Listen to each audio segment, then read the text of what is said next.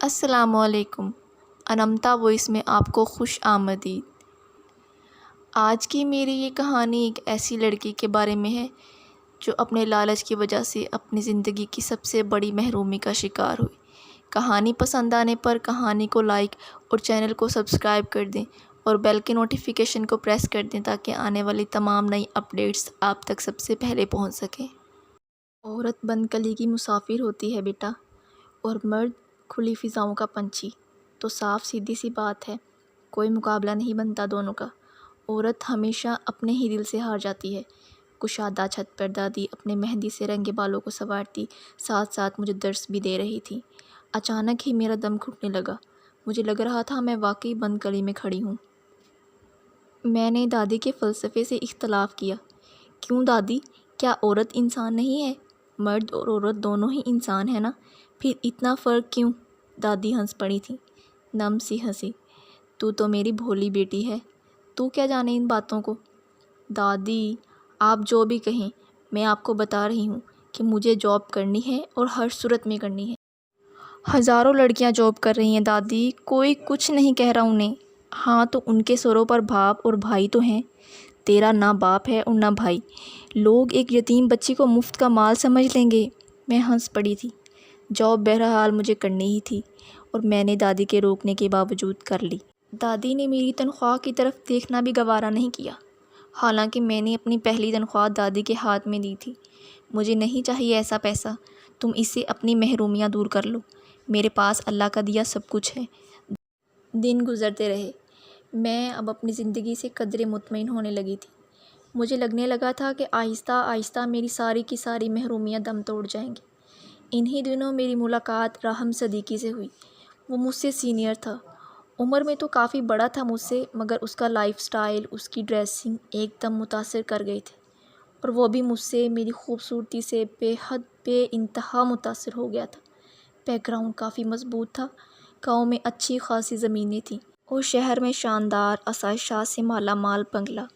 یہی وجوہات تھی، جب اس نے ایک دن مجھے پرپوز کیا تو میں بے یقین رہ گئی۔ دادی سے کہا تو دادی کی خفگی میں مزید اضافہ ہو گیا۔ اپنا بر آپ ڈھونڈنے والی لڑکیاں ہمارے معاشرے میں اچھی نہیں سمجھی جاتی عفاف۔ میں ہنس پڑی۔ دادی آپ کس زمانے میں رہ رہی ہیں؟ دنیا بہت بدل چکی ہے۔ ویسے معاشرے کی مجھے رتی برابر پرواہ نہیں، مجھے آپ کی رضامندی چاہیے۔ آپ یقین کریں راہم بہت اچھے انسان ہیں، میں ان کے ساتھ ایک محرومیوں سے پاک خوشحال زندگی گزاروں گی۔ دادی نے مجھے گھورا اور پھر میرے مجبور کرنے پر دادی راہم سے ملنے کے لیے مان ہی گئیں۔ اتوار کی شام راہم دادی سے ملنے آئے تھے۔ میں نے ان کی آؤ بھگت میں اپنی تمام تر کوششیں صرف کر دیں۔ دادی اور راہم تقریباً 2 گھنٹے تک میٹنگ کرتے رہے۔ مجھے پتہ تھا کہ راہم بلا کے صاف خو ہیں اور سچی کھری باتیں کریں گے، دادی سے اور کچھ چھپائیں گے بھی نہیں۔ دادی جو بھی پوچھیں گی بتا دیں گے۔ راہم چلے گئی تو میں کچن سے نکل کر دادی کے پاس گئی۔ جاتے ہی دادی کے گلے میں باہیں ڈال دیں۔ دادی غصے میں بھری بیٹھی تھیں۔ میری باہیں انہوں نے درشتی سے جھٹک دیں۔ عفاف کچھ رحم کھا لو خود پر بھی اور مجھ پر بھی۔ کیا ہوا دادی؟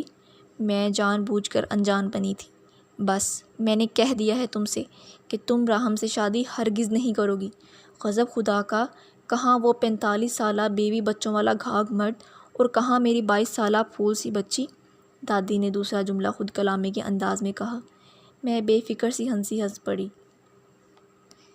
دادی اگر راہم مجھ سے کچھ بڑا ہے اور شادی شدہ ہے تو کیا ہوا؟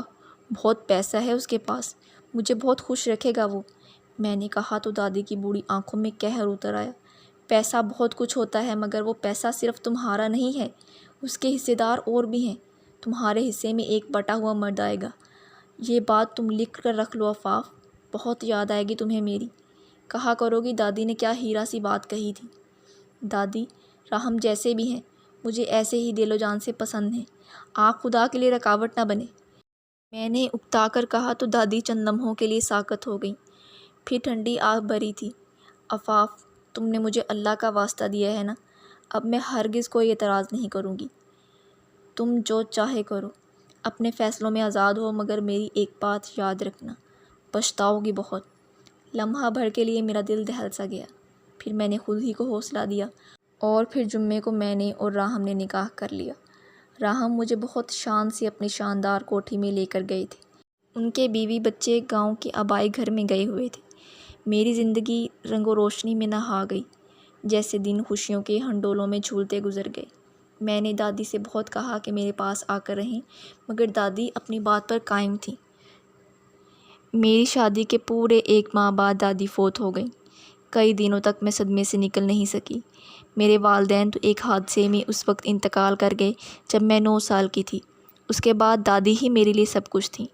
راہم نے اس تکلیف کے وقت میں میرا بہت ساتھ دیا، میری بہت دل جوئی کی۔ ان کے پہلے بیوی بچے 1st فلور پر رہتے تھے اور 2nd فلور پر میری راجدھانی تھی۔ میری سوتن نے اپنے بچوں کو مجھ سے دور رہنے کی ہدایت کی ہوئی تھی، اور تو کوئی تکلیف اس نے مجھے نہیں دی۔ چلو، میں کون سا ترس رہی ہوں اس ڈائن کے بچوں کے لیے۔ میرے اپنے بچے ہوں گے تو ان کی شکل بھی نہیں دیکھنے دوں گی۔ میں نے دل ہی دل میں پلان بنایا۔ راہم اب بہت مصروف رہنے لگے تھے اور میں بہت زیادہ تنہائی محسوس کرنے لگی تھی۔ وہ ڈائن اب تو اکثر ایسا کرتی، راہم جیسے ہی اوپر آتے 1.5 گھنٹے بعد انہیں آواز دے کر بلوا لیتی اور پھر راہم ساری رات نہ آتے۔ میری رات آنکھوں میں کٹ جاتی۔ آہستہ آہستہ راہم مجھ سے لا تعلق ہونے لگے۔ میں نے گلہ بھی کیا تو انہوں نے بیزاری سے اس کو میرا وہم قرار دیا۔ راہم، مجھے بچے چاہئیں، میں تنہا ہو گئی ہوں۔ ایک دن میں نے ان سے کہا تو وہ اچھل پڑے۔ تمہیں بچے چاہئیں؟ لیکن کیوں؟ کیا مطلب کیوں؟ میں نے ناگواری سے کہا تو وہ بے نیازی سے ہنس دیے۔ عفاف، میرے 4 بچے ہیں، میں اب مزید ایک بھی بچہ نہیں چاہتا۔ آپ کو ضرورت نہیں ہے، مجھے تو ہے نا۔ وہ کون سا میرے بچے ہیں جو میں بے اولاد ہی رہ جاؤں؟ میں نے احتجاج کیا۔ عفاف، یہ موضوع یہیں ختم کر دو۔ بس کہہ دیا نا کہ مزید ایک بچہ بھی نہیں ہوگا تو بس نہیں ہوگا۔ وہ مجھ پر پہلی بار داڑے تھے۔ رو رو کر میری حالت خراب ہو گئی۔ راہم مجھے کچھ دنوں کے لیے گاؤں لے گئے، لیکن گاؤں جا کر میری حالت مزید بگڑ گئی تو وہ مجھے ہاسپٹل لے گئے۔ راستے میں میرا بلڈ پریشر بالکل لو ہو گیا اور پھر مجھے کوئی ہوش نہیں رہا۔ پتہ نہیں کتنے گھنٹوں بعد مجھے ہوش آیا۔ میں ہاسپٹل کے بیڈ پر تھی اور میرے آس پاس کوئی بھی نہیں تھا۔ دادی کی وفات کے بعد یہ پہلا موقع تھا جب وہ مجھے ٹوٹ کر یاد آئیں۔ کیا بات ہے؟ کیوں پریشان ہو؟ ایک شفیق چہرے والی ڈاکٹر میرے پاس آئی تھیں۔ میرا اس دنیا میں کوئی نہیں ہے، میں نے بھی ساختہ کہا۔ ایسے نہیں کہتے بیٹا، تمہارے شوہر کچھ دیر پہلے ہی گئے ہیں، یہاں سے ابھی آ جائیں گے، شاید تمہارے بچوں کو لینے گئے ہیں۔ اس نے نرمی سے کہا تو میں اور بھی شدت سے رو دی۔ میرے بچے نہیں ہیں ڈاکٹر۔ کیا؟ وہ لیڈی ڈاکٹر چلائی تھی۔ میں نے اسبات میں سر ہلایا۔ پھر تمہارے شوہر نے تمہارا آپریشن کیوں کروایا؟ وہ تو کہہ رہے تھے کہ اب مجھے مزید بچے نہیں چاہیے۔ اس ظالم نے تو تمہیں ہمیشہ کے لیے محروم کر دیا ہے ماں بننے سے۔ کیا؟ میرے پیروں تلے سے زمین نکل گئی اور جیسے سر سے آسمان سرک گیا۔ وہ راہم صدیقی جن کا انتخاب میں نے اس لیے کیا تھا کہ میری زندگی کے محرومیاں ختم ہو جائیں گی، اس ظالم نے مجھے ہمیشہ کے لیے ماں بننے سے محروم کر دیا تھا۔ انہوں نے مجھے زندگی کی ایک بڑی محرومی میں دھکیل دیا۔